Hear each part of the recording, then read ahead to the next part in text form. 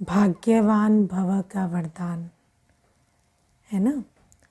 और दुनिया में जैसे कोई मनुष्य भी किसी मनुष्य को भाग्यवान भव का वरदान दे दे तो बहुत अपने को है ना खुश समझते हैं और खुश नसीब समझते हैं या खुश होते हैं। और यहाँ कौन हमें भाग्यवान भव का वरदान दे रहे हैं? स्वयं भाग्य विधाता। और जब भाग्य विधाता बाप भाग्यवान भव का वरदान देते हैं तो उस वरदान में और दुनिया में कोई भाग्यवान भव कहे उसमें क्या अंतर होता है? तो बाबा हमें भाग्यवान भव सिर्फ कहते नहीं, बाबा हमें उसकी विधि भी सिखाते हैं, है ना। क्योंकि भाग्य विधाता है तो विधि से विधान बनता है, ये बाबा को मालूम है। तो विधि सिखाकर वो भाग्य का विधान बनाते हैं। तो बाबा हमें आज के वरदान को भी और बाबा ने जो अव्यक्त वाणियों में हमें समझ दी है उसको भी समझेंगे कि बाबा हमें कहते हैं कि दुनिया में तो ऐसा समझते हैं ना कि भाग्यवान वो जिसके पास तन मन धन और संबंध का सुख हो, है ना। तन स्वस्थ हो, मन शांत हो, धन अकिचार हो और संबंध मीठे हो, तो ऐसा समझते हैं कि वो भाग्यवान है। लेकिन अभी जो ज्ञान के अनुसार हम वर्तमान के समय में रह रहे हैं, हम संगम युग में हैं। और संगम युग माना कलयुग अंत सतयुग आदि का समय। और कलयुग के अंत का समय होने के कारण हमारे सिर पर बहुत बड़ा विकर्मों का बोझ है। कितने जन्मों का? 63 जन्मों का, है ना। सबको मालूम है ना ये बात, है ना। तो जब 63 जन्मों के विकर्मों का बोझ है, इसीलिए बाबा ने हमें ड्रामा का ज्ञान दिया है। तो जब 63 जन्मों के विकर्मों का बोझ है और वो ड्रामा का ज्ञान हमारी बुद्धि में है, तो कहीं हम ये तो एक्सपेक्ट नहीं कर रहे ना दुनिया वालों की तरह या ज्ञानी आत्माओं की तरह कि तन मन धन संबंध जो है वो बिल्कुल परफेक्ट और सुखदायी होगा। ऐसा तो नहीं सोचते कोई, या इस एक्सपेक्टेशन में तो नहीं रहते, है ना। अगर रहते हैं तो इसका मतलब ड्रामा की समझ नहीं आई है। तो बाबा हमें कहते कि वर्तमान समय ऐसा नहीं हो सकता कि तन मन धन और संबंध बिल्कुल एक्सपेक्टेशन के हिसाब से या बिल्कुल परफेक्ट चले। कुछ न कुछ ऊपर नीचे तो लगा ही रहेगा, क्योंकि ये जो कर्मों के हिसाब किताब है ये इसी 4 विधियों से हमारे सामने आते हैं, है ना। तन की व्याधि, मन की व्याधि, धन की व्याधि और संबंध की व्याधि। इसी प्रकार से कर्म बंधन हमारे सामने मैनिफेस्ट होते हैं। तो बाबा हमें कहते लेकिन फिर भी हम बच्चों को बाबा कहते तुम भाग्यवान हो। क्यों? क्योंकि बाबा हमें कहते कि अब तुम्हारे को जब स्वास्थ्य के पेपर आते हैं, जब तन ऊपर नीचे होता है तो उससे तुम अप्रभावित रहते हो। क्यों? क्योंकि तुम्हें स्वस्थिति में स्थित होने का मंत्र मिला है ना। अब हम आत्मा स्वस्थिति में स्थित रहकर तन के पेपर को पास करते हैं। आज बाबा ने कहा कर्म योगी बनकर कर्म भोग को पास करते हैं। दुनिया में किसी के पास ये विधि है क्या कि जब तन का पेपर आए, कर्म भोग आए, तो आप कर्म योग से उसे पार कर लो? ऐसा पेपर, ऐसा राजयोग की विधि किसी के पास है? नहीं। लेकिन हम बच्चे भाग्यवान बच्चे हैं जिनके पास ये सुंदर विधि है कि जब तन की व्याधि सामने आती है, कर्म भोग सामने आता है, तो हम कर्म योग से उसको पार करें। और बाबा कहते हैं कि जब भी कोई तन का पेपर आता है तो ना तो हमारी प्राप्ति की भावना कम हो, ना पुरुषार्थ कम हो और ना ही सेवा कम हो, है ना। बाबा कहते में हो सकता है कि उस समय पर हम तन से सेवा नहीं कर पा रहे, है ना, तन बीमार है, लेकिन चेहरे और चलन से सेवा कर सकते हैं, है ना। उस समय यदि हमारा चेहरा खुशनुमा है, कर्मयोग में हम मुस्कुराते हर्षित मुख है, एकांतवासी एकाग्रचित है, तो ऐसे बच्चों का चेहरा और चलन उस समय पर सेवा करता है। तो बाबा कहते हैं कोई भी तन की व्याधि हमें ना तो पुरुषार्थ से वंचित करे, है ना। अमृत वेला जिंदा या मुर्दा, हम अमृत वेले बाबा के कमरे में मिले है ना। अगर शरीर भी छूटे, भक्ति मार्ग में तो कहते हैं गंगा का तट हो, गंगा जल मुख में हो, तो प्राण तन से निकले। तो बाबा कहते हैं अगर प्राण तन से निकलने ही है, अगर आत्मा को देह छोड़नी ही है, तो सबसे अच्छा समय है अमृत वेले बाबा की याद में छोड़े ना। ऐसे थोड़ी कि सोने से जो है अगर प्राण तन से निकलने वाले होंगे तो लेट होगा, ऐसा तो नहीं है। तो बाबा हमें कहते हैं इसीलिए हम बच्चों का पुरुषार्थ भी कम नहीं होना चाहिए, ना हमें बाबा की याद का चार्ट कम हो, ना हमारा अमृत वेला मिस हो, ना मुरली मिस हो। बाबा मुरलियों में यहाँ तक कहते हैं अगर शरीर बहुत बीमार है ना, तो सेंटर पर भी पीछे खटिया डाल के लेट के भी क्लास कर सकते हैं, इतना तक भी। और अभी तो देखो ऑनलाइन की वजह से बच्चे जो हैं घर में बैठे बैठे भी बिस्तर पर क्लास करते हैं। तो बाबा हमें कहते हैं लेकिन ये जो बात है ये उल्टी हो गई है अभी, क्योंकि अभी स्वस्थ भी लेटे लेटे क्लास कर रहे हैं, है ना। और कहते हैं दीदी वीडियो चलाएंगे तो अच्छा नहीं लगेगा, तो उठ के बैठने का मन नहीं है, तो इसलिए लेटे लेटे क्लास करते हैं। लेकिन बाबा कहते हैं ऐसे नहीं, अगर संकल्प से सृष्टि है, अगर तन ठीक है, लेकिन अगर बैठकर सामने बैठकर क्लास नहीं कर पा रहे, तो फिर उस तन का कोई फ़ायदा नहीं, फिर उस तन की रक्षा बाबा कर सकेगा क्या? नहीं। तो बाबा हमें इसीलिए कहते हैं कि तन को सफल करना है।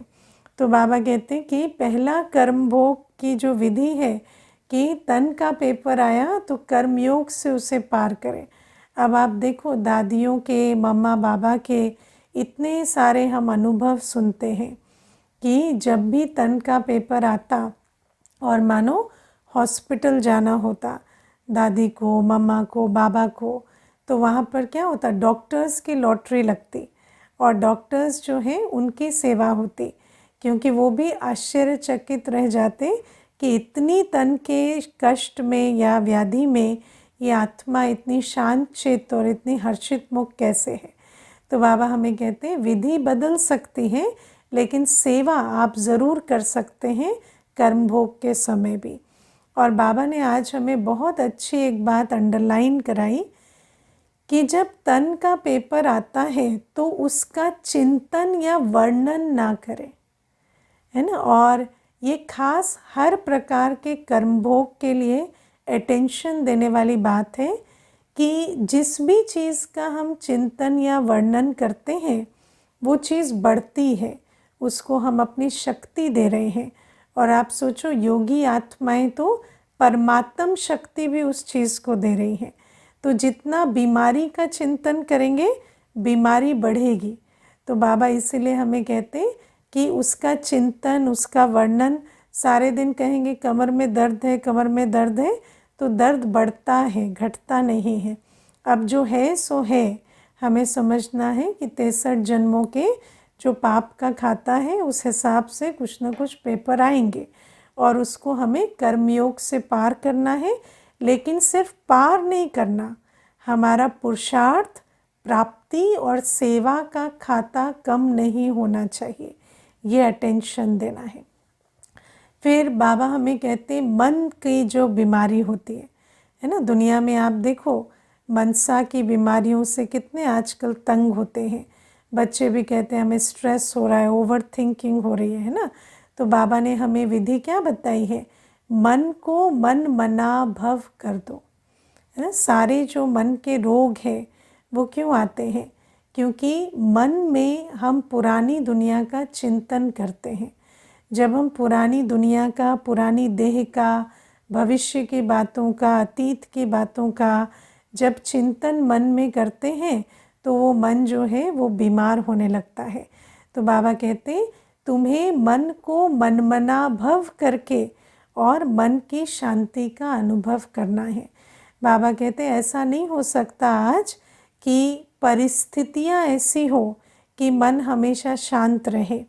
कई बार व्यक्ति सोचता है कि जब परिस्थिति ऐसी है तो मन तो शांत हो ही नहीं सकता, लेकिन बाबा कहते हैं परिस्थिति है इस वजह से मन परेशान नहीं है, तुमने परिस्थिति का चिंतन मन में किया है इसलिए मन परेशान है। मन परिस्थिति के होने से परेशान नहीं होता, सोचने से परेशान होता है। तो बाबा कहते हैं और वैसे भी अगर आप बहुत भी सोचें तो क्या होगा, परिस्थिति बदल जाएगी। बहुत सोचते हैं तो और ही उस परिस्थिति को बल भरते हैं। तो बाबा कहते हैं इसीलिए मन को मन मना भव कर दो।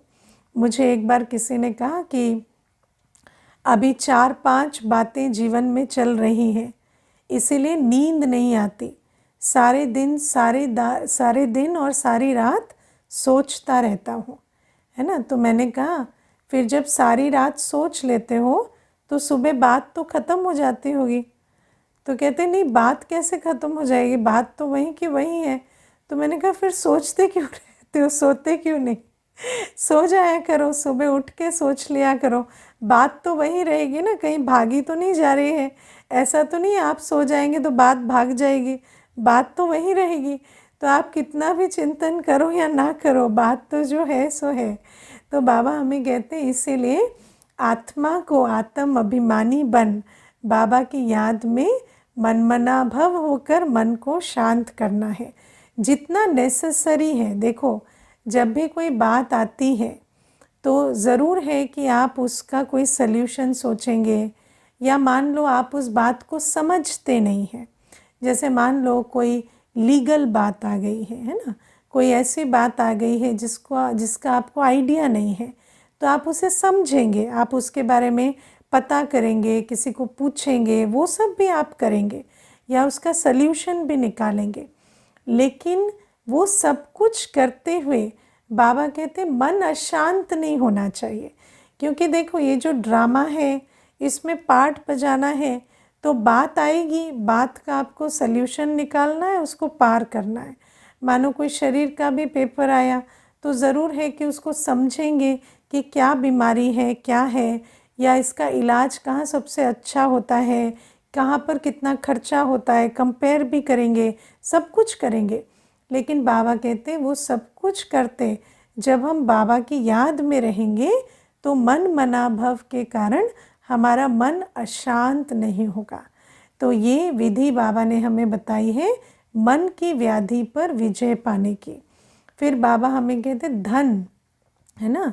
तो बाबा कहते जो बच्चे अपना तन मन धन और जीवन समर्पण करके चलते हैं उन बच्चों को बाबा कहते हैं कि कभी भी ज़रूरत और सेवा दोनों के लिए धन की कमी नहीं होगी।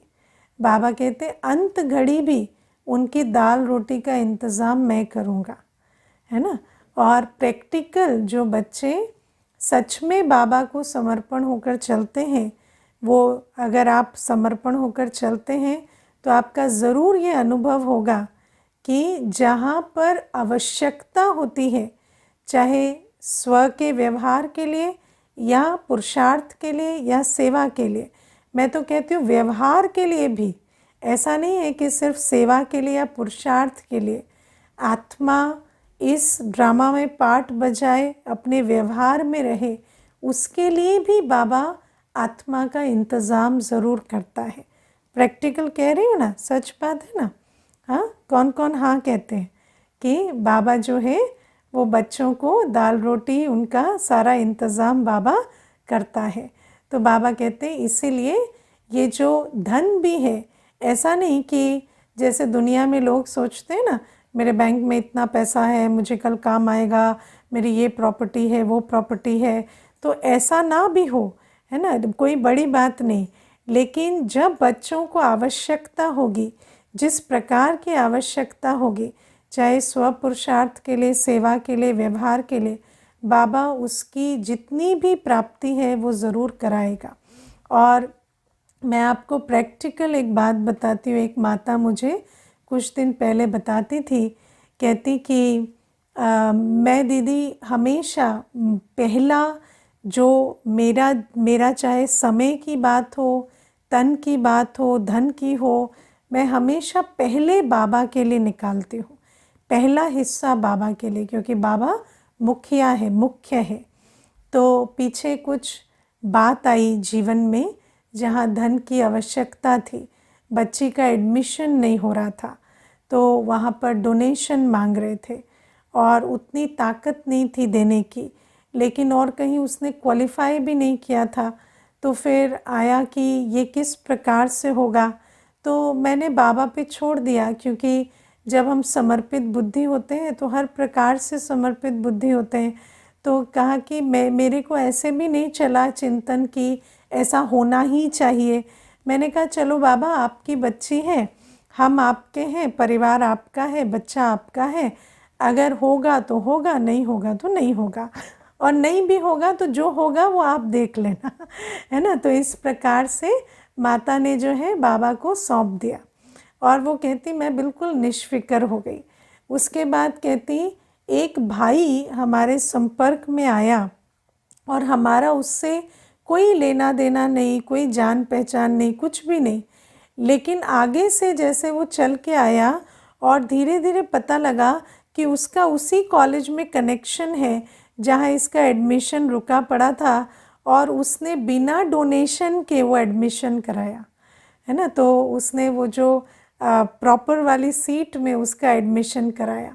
तो मुझे कहती कि और मैं आपको सच बताऊं दीदी, मैंने उस भाई को एक बार भी ऐसा नहीं कहा कि आप ये मेरे लिए कराओ, है ना। ये बात हुई कि हाँ ये बच्ची है, वो उसका वहाँ एडमिशन रुका हुआ है, इस प्रकार से बात हुई, लेकिन ऐसा नहीं कि मैंने उसको कुछ मांगा हो कि भाई आप बाबा के ज्ञान में चलते हो, आप मेरा सहयोग करो, ऐसा मैंने नहीं कहा।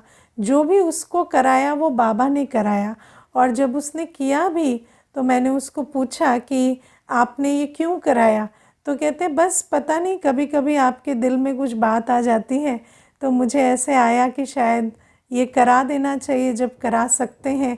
तो मुझे समझ में आया कि बाबा की ही प्रेरणा होगी। तो ये एग्ज़ाम्पल मैं आपको क्यों सुना रही हूँ कि आप सोचो कि दुनिया में तो हम सोचेंगे ना कि धन आना चाहिए, हमारे बुद्धि में क्या आएगा कि अगर यहाँ पर पैसा देना है तो आएगा तभी तो देंगे लेकिन आप सोचो कि बाबा का सल्यूशन कैसा होता है, हाँ, कि ना तो पैसा लगा ना कुछ लगा, और जो काम था वो भी हो गया। तो जो यज्ञ का धन है वो व्यर्थ भी नहीं गया, और वो जो एडमिशन है वो भी हुआ। तो बाबा हमें कहते हैं कि जो बच्चे बाप पर बलिहार होकर चलते हैं, उनका व्यवहार, परमार्थ, उनकी सेवा, सब कुछ मैं संभालता हूँ। और प्रैक्टिकल हमारा अपना भी अनुभव है कि ये बात और है कि बाबा बच्चों की महिमा बढ़ाता है, या ऐसा लगता है कि बच्चे सेवा करते हैं, लेकिन जो बच्चे समर्पण बुद्धि जाते हैं, बाबा सेवा भी कराता है, बाबा साधन भी देता है, बाबा सब कुछ करता है, बस नाम बच्चे का कराता है कि बच्चा कर रहा है। तो बाबा हमें कहते हैं कि धन की भी तुम्हें कभी कमी नहीं होगी। दुनिया में जो इतना धन का अभिमान रखते हैं ना, उनका वो धन काम में नहीं आएगा। आप ऐसे कई बातें सुनेंगे जहाँ पर मनुष्य के पास है बहुत कुछ, लेकिन समय पर उसके काम नहीं आया। लेकिन बाबा कहते तुम्हारे पास भले कुछ नहीं होगा, लेकिन समय पर आवश्यकता अनुसार तुम्हें सब कुछ मिलेगा। तो ये बाबा हमें धन के लिए कहते, और बाबा हमें कहते कि संबंध के लिए। दुनिया में तो मनुष्य क्या है, मीठे संबंधों के लिए बहुत भटकते हैं, परेशान होते हैं, बहुत ऐसे कर्म कूटते हैं कि पता नहीं हमने क्या कर्म किए थे जो ऐसे संबंध वाले मिले हैं। लेकिन बाबा कहते हर व्यक्ति को, चाहे कोई भी आत्मा किसी भी प्रकार से किसी भी संबंध में हमारे साथ रहती हो, उसको चाहिए क्या, उसको देने वाला चाहिए, है ना। उसको दाता अच्छा लगता है। मीठे संबंध कब बनते, जब आप दाता बन के चले। जब आप किसी भी आत्मा को निरंतर शांति, स्नेह, सहयोग, शक्ति देते जाएं तो कभी भी वो संबंध बिगड़ेगा? कभी नहीं बिगड़ता। देते रहने से कभी संबंध नहीं बिगड़ता। संबंध कब बिगड़ता है? जब आप मांगना शुरू करते हैं है ना। तो बाबा हमें कहते हैं कि जब बाबा से हम सर्व संबंध रखते हैं तो हम सदा आत्माओं के साथ भी संबंध में किस प्रकार से चलते हैं? दाता बनकर चलते हैं। तो एक तो बाबा के साथ सर्व संबंध रखने से हमारी जो दिल में जो रिक्त स्थान है, जो खाली जगह है, उसकी कोई स्कोप नहीं रहता। बाबा के साथ सर्व संबंध जो आत्मा निभा कर चलती है, बाबा के साथ सर्व संबंध निभाने आते हैं। हाँ, पिता के रूप में बाबा क्या चाहते हैं? बाप का बन कर चले, है ना। शिक्षक के रूप में बाबा चाहते हैं उसकी शिक्षा और श्रीमत का संपूर्ण रूपेण पालन हो। सतगुरु के रूप में बाबा कहते हैं मेरे वरदानों के स्मृति स्वरूप होकर चलो, है ना। बंधु के रूप में बाबा कहते हैं तुम मुझसे कुछ मत छिपाओ, सब कुछ मुझे सच सच बताओ, क्योंकि दोस्त कहता है ना तूने ये बात मुझसे छिपाई, आज से दोस्ती ख़त्म, है ना। तो बाबा भी कहते हैं हर बात बाबा के साथ हम शेयर करें, है ना। तो बंधु सखा के रूप में, साजन के रूप में बाबा कहते हैं एक व्रता होकर चलो। तुम्हारी बुद्धि में, संकल्पों में भी कोई दूसरा नहीं होना चाहिए। एक बाबा, दूसरा ना कोई। तो बाबा इस प्रकार से, देखो दुनिया में इस बात का तो बहुत वर्णन सुनना चाहते हैं। कई बार ना हमें ऐसे रिक्वेस्ट भेजते हैं कि दीदी क्लास करा दो कि सर्व संबंधों में बाबा से क्या क्या मिलता है ना। बाप रूप में बाबा क्या देते हैं, टीचर रूप में क्या देते हैं, है ना, सतगुरु रूप में क्या देते हैं। लेकिन मुख्य क्लास किसकी करनी पड़ेगी कि हम हर संबंध में बाबा के साथ कैसे चले। क्योंकि शिक्षक के रूप में बाबा तो हमें बहुत ऊंची शिक्षा दे रहे हैं, लेकिन क्या हम उस शिक्षक स्वरूप का लाभ ले रहे हैं उन शिक्षाओं को जीवन में धारण करके।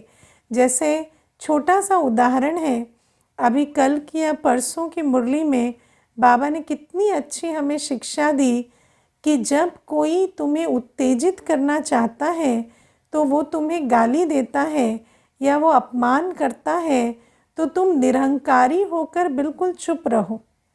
कितनी अच्छी बाबा ने हमें शिक्षा दी।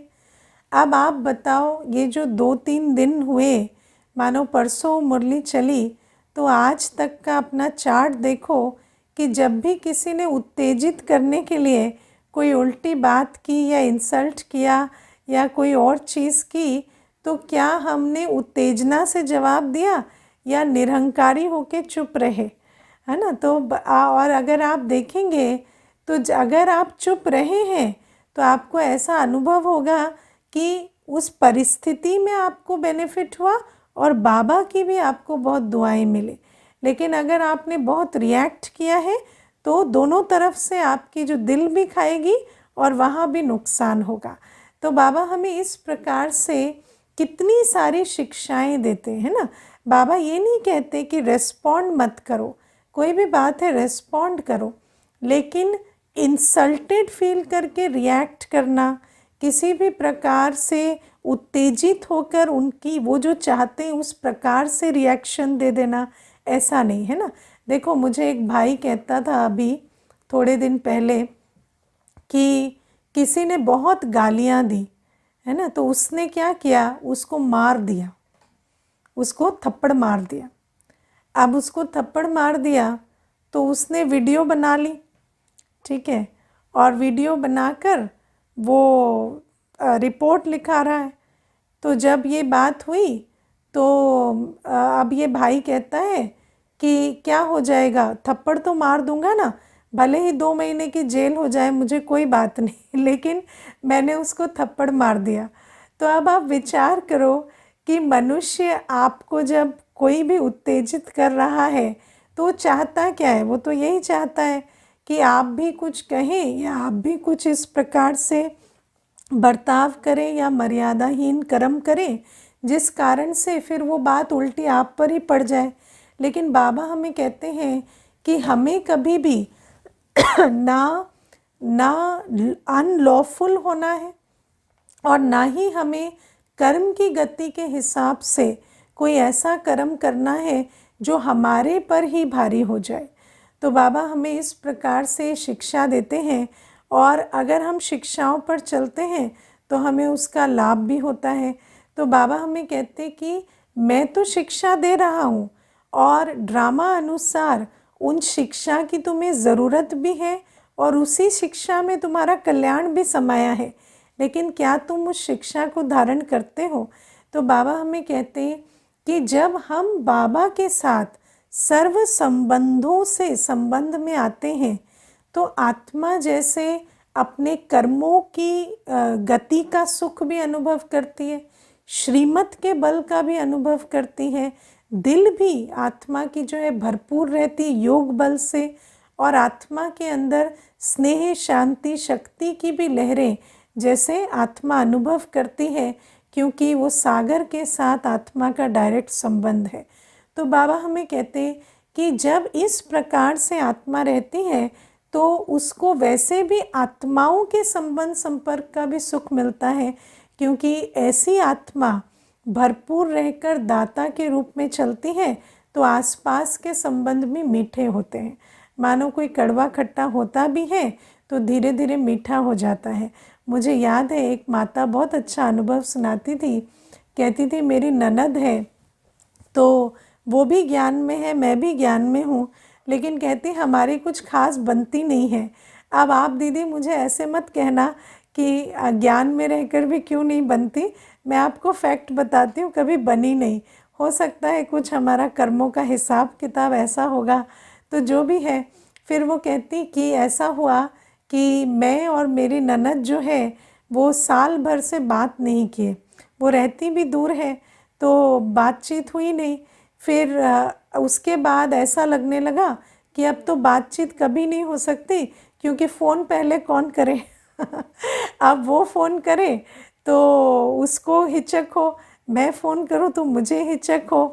तो अब क्या हुआ, लेकिन हिम्मत का कदम उसी ने बढ़ाया, उसने फ़ोन किया और वो मुझे क्या करने लगी, उसने मुझे पूरे साल की बधाइयाँ एक साथ दे दी। जैसे ही मैंने फ़ोन उठाया ना तो मुझे कहती है आपको शिव जयंती की बधाई, होली की बधाई, रक्षाबंधन की बधाई, जन्माष्टमी की बधाई, आपको दीपावली की बधाई और नए वर्ष की भी बधाई। और कहती कि दीदी मैंने आपको फ़ोन नहीं किया, साल भर हो गया और मुझे ऐसे भी लग रहा था कि अब क्या बात करूं, लेकिन हम तो बाबा के बच्चे हैं तो हम इस प्रकार से बात कर सकते हैं। तो ऐसे करके उसने सारी बधाइयाँ दी और कहती एक एक बधाई में मेरा तो जैसे पूरा ही जो जितना भी क्रोध था या जो भी कुछ था वो एकदम पिघल गया। और कहती उस दिन से फिर से बातचीत होने लगी। तो आप विचार करो कि जब एक आत्मा बाबा के प्यार से संपन्न होती है तो बाबा जैसे कहते हैं ना कि क्रोध अग्नि में भी जलते हुए को अगर स्नेह का जल या शांति का जल डाल दो तो वो जैसे बिल्कुल शीतल हो जाएगा। तो बाबा कहते इस प्रकार से तुम्हारे वैसे भी संबंध मीठे हो जाएंगे। तो बाबा हमें कहते हैं कि इस समय हम भाग्यवान बच्चों को तन का, मन का, धन का, संबंध का, सबका सुख मिलता है, लेकिन उसकी विधि जो है वो ज्ञान योग के आधार से है ना। वो इस प्रकार से नहीं है जैसे दुनिया वाले सोचते हैं, लेकिन हमें चारों बातों का सुख इस समय मिलता है। डायमंड एज है, अभी जैसा सुख तो कभी भी नहीं है, लेकिन विधि जो है वो ऐसी है कि जब हम बाबा की याद में रहें, मनमना भव रहें, सर्व संबंध बाबा से जोड़ कर चलें और जब हम कर्मयोगी बनकर चलें तभी जाकर ये सुख हमें मिलता है। तो ये भाग्यवान बनने की विधि बाबा समझाते हैं। और फिर आज बाबा हमें कहते हैं कि आत्मा जो है, आत्मा को अब आप विचार करो कि बाबा हमें रोज़ कहते हैं सेवा करो, है ना। और आज बाबा कहते हैं कि रॉयल चलन से सेवा होती है, मिठास से सेवा होती है। और बुद्धि अच्छी हो तो अच्छी पॉइंट्स सुनाकर सेवा करते हैं। मैं आज ऐसे ही विचार कर रही थी, देखो आज हम कैसे समय में जी रहे हैं कि धूप से या है ना सूर्य से हमें विटामिन डी मिलती है ना। विटामिन डी कैसे मिलती है? सूर्य से मिलती है। लेकिन आज हर व्यक्ति को विटामिन डी डेफिशिएंसी होती है ना। ये बड़ी कमाल की बात है कि जो चीज़ फ्री मिलती है, जिसके लिए आपको कुछ भी नहीं करना है ना, बस थोड़ा सा अपना जो टाइम टेबल है वो ठीक करना है। उठकर अगर अमृत वेले उठ जाएंगे और थोड़ा सा बाहर घूमे फिरेंगे 5 बजे के लगभग, तो जैसे विटामिन डी का सोर्स आपके सामने ही है। लेकिन वो जो सोर्स जो फ्री है उसकी भी हमें अभाव होता है। और इसी प्रकार से आप देखो कि आत्मा, जैसे सूर्य क्रिएटर है ना, प्रकाश का, रोशनी का, और फ्री है, ऐसे आत्मा भी शांति, सुख, स्नेह है ना, ये सब क्या है? आत्मा का स्वधर्म है। ज्ञान, पवित्रता, शांति, प्रेम, सुख, आनंद, शक्ति, ये आत्मा का स्वधर्म है। लेकिन और स्वधर्म माना गुण धर्म। अगर हम कहते हैं कि हमें शांति चाहिए तो ये ऐसा है जैसे चीनी कहे मुझे मीठा खाना है ना तो चीनी को मीठा बाहर से कैसे खिलाएंगे? चीनी तो खुद मीठी है ना। लेकिन ये आज हाल है कि आत्मा कहती है मुझे शांति चाहिए, मुझे सुख चाहिए, प्यार चाहिए, जबकि आत्मा का वो स्वधर्म है, आत्मा का वो गुण धर्म है और वो हमारे बाप का वर्षा है। इसीलिए आज बाबा ने कितनी अच्छी बात कही कि कोई पूछता है कि ड्रामा में कोई भूल हुई क्या? तो बाबा कहते हैं ड्रामा में एक ही भूल हुई कि हम बाप को भूल गए, क्योंकि बाप को भूलने से जो चीज़ बच्चे को नेचुरल मिलनी थी, है ना, जैसे आप देखो कि एक बच्चा होता है लौकिक में तो टेकन फॉर ग्रांटेड होता है ना कि माता पिता का प्यार उसको मिलेगा। लेकिन अगर वो बच्चा माता पिता से बिछुड़ जाए तो जो बात दूसरे बच्चों के लिए नॉर्मल और नेचुरल है वो उसके लिए बहुत बड़ी बात हो जाती है। तो ऐसे ही बाबा हमें कहते हैं कि तुम जब पिता को भूल गए, ड्रामा अनुसार ही हुआ, लेकिन पिता को भूलने के कारण आत्मा अपने स्वधर्म या अपने जो बाप के वर्षे या अपने गुणों से ही दूर चली गई और फिर हम उसको बाहर मांगने लगे।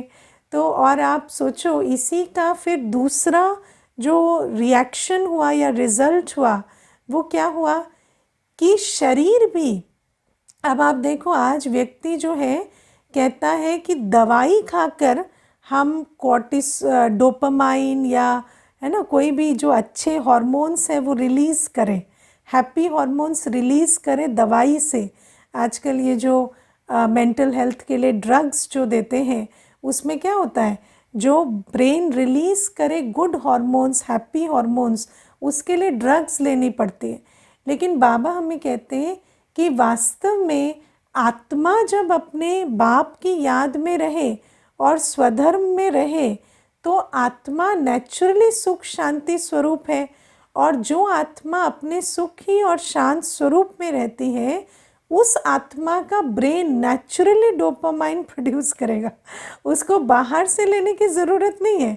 लेकिन कमाल की बात है कि आज जो कुछ आत्मा को करना था वो आत्मा नहीं कर रही, जो शरीर को करना था वो शरीर करने लायक नहीं बच रहा।